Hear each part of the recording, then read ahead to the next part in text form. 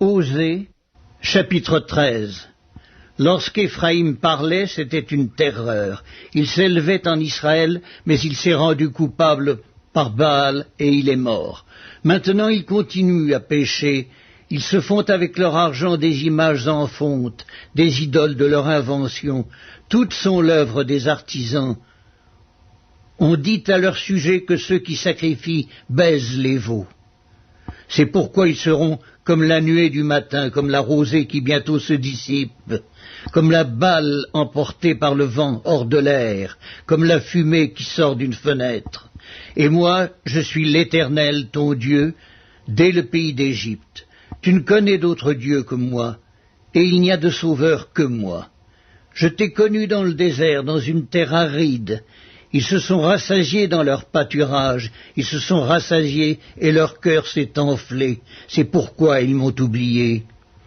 Je serai pour eux comme un lion, comme une panthère, je les épierai sur la route. Je les attaquerai comme une ours à qui on a enlevé ses petits, et je déchirerai l'enveloppe de leur cœur.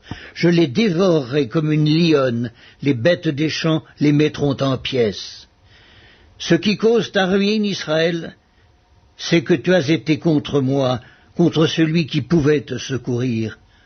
Où donc est ton roi, qu'il te délivre dans toutes tes villes? Où sont tes juges, au sujet desquels tu disais « Donne-moi un roi et des princes ». Je t'ai donné un roi dans ma colère, je te l'ôterai dans ma fureur. L'iniquité d'Éphraïm est gardée, son péché est mis en réserve, les douleurs de celle qui enfante viendront pour lui. C'est un enfant peu sage qui, au terme voulu, ne sort pas du sein maternel.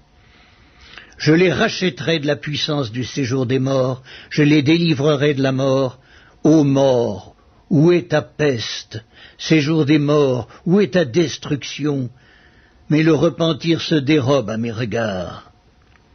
Éphraïm a beau être fertile au milieu de ses frères, le vent d'Orient viendra, le vent de l'Éternel s'élèvera du désert, desséchera ses sources, tarira ses fontaines, on pillera le trésor de tous les objets précieux. Samarie sera punie parce qu'elle s'est révoltée contre son Dieu.